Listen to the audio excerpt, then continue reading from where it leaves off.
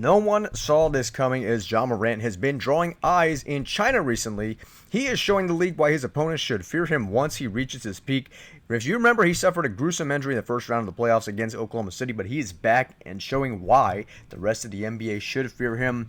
He's going to try and take on Mac McClung. At least that's the kind of message we're getting right now in China, that he wants to compete at a very high level for this upcoming season.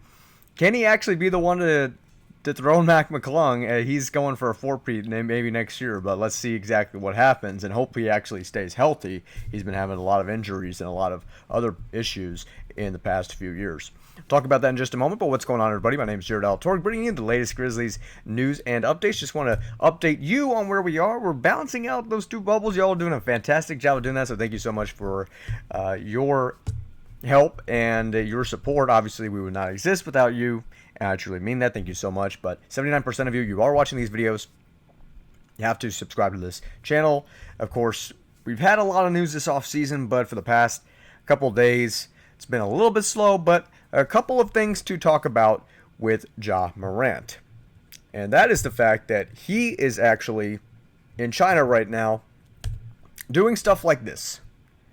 And you can see that jam right there, and then you see all the camera guys getting to see that reaction.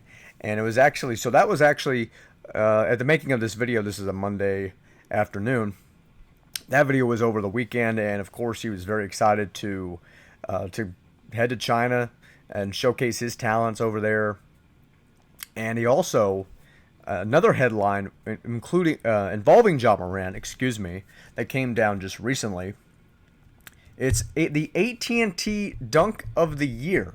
And this is him splitting Kristaps Porzingis and Derek White.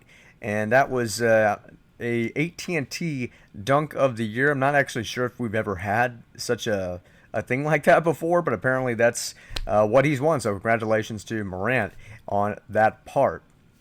Also, another thing to get into, we go through the top 10 verticals of the 2024-25 season. Shaedon Sharpe on here quite a lot, but Ja Morant in there at that number 2 spot with 43.8. Malik Monk also up there. Jalen Green, Anthony Edwards, Stephon Castle up there.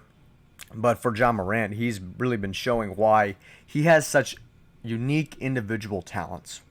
And I think that this is going to be the season to where, if everything goes right, barring any injury or any personal issue or any fines, etc., whatever it may be, I feel like this has to be the season to where he stays on the court consistently. I'm not going to necessarily call it his comeback season, because although he was injured, he played in a ton more games here in the 24-25 season compared to the 23-24 season. Now, that was a year where the Grizzlies fans, they just want to forget about. It was a nightmare from the get-go, and they want to absolutely just turn the page on that, because everybody was hurt. I mean, if you take a look at some of the starting lineups, they're up there with some of the funniest starting lineups you'll ever see in NBA history. But I feel like this is a comeback season for Ja Morant to just be able to get on the court.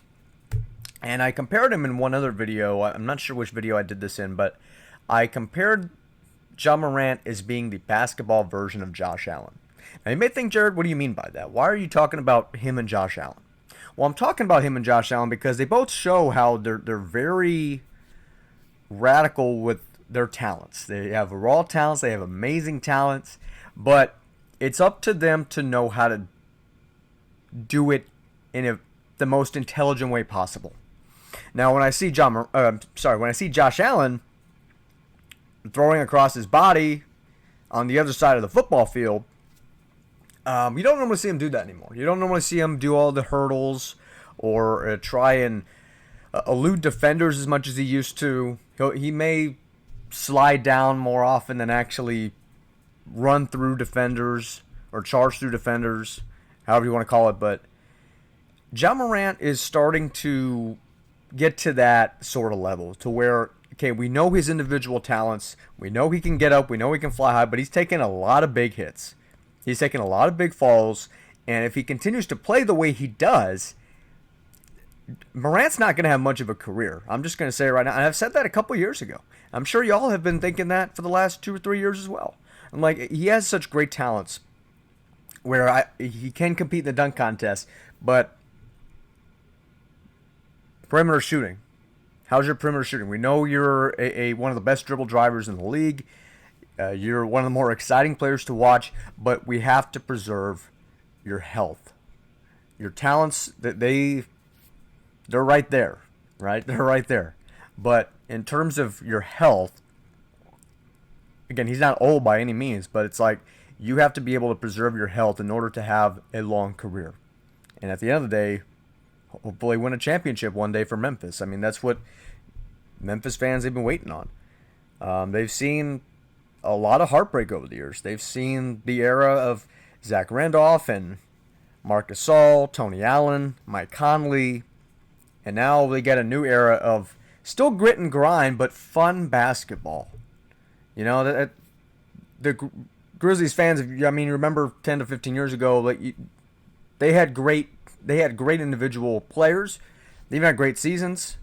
By far, the 2013 season was probably their best season to date in Memphis, at least, heading to the Western Conference Finals, losing in 4 to the San Antonio Spurs. But this is a fun team full of offense, full of skill, and just full of amazing things. But it's not going to work if Ja Morant is not on the court.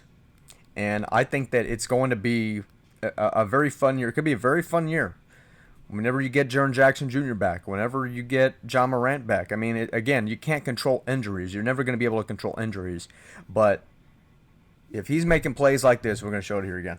You making plays like this and preserve your health at the same time while doing it, I guarantee you, Ja Morant is one of the more lethal talents in the entire world, to the point where he maybe could be an MVP guy one season, maybe in 2027, 2028. I don't know. I mean, the window is there for him.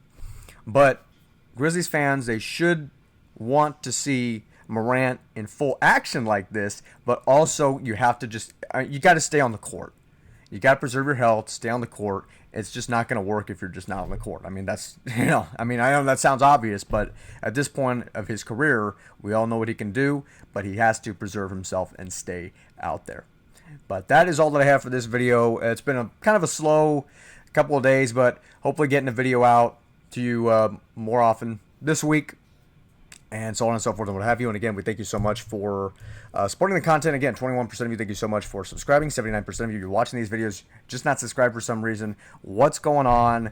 We're trying to get you these videos, but again, we're so far into this. We're trying to balance out those bubbles, those two bubbles, but we thank you so much because we would not be here without you today. So Jared Alator saying so long. Thank you so much for watching this video. You can like this video, comment on this video, share this video, leave a comment down below what you want to see from Ja Morant next season and how far do you think his ceiling can go. Can he make the dunk contest? Can he be at least a participant?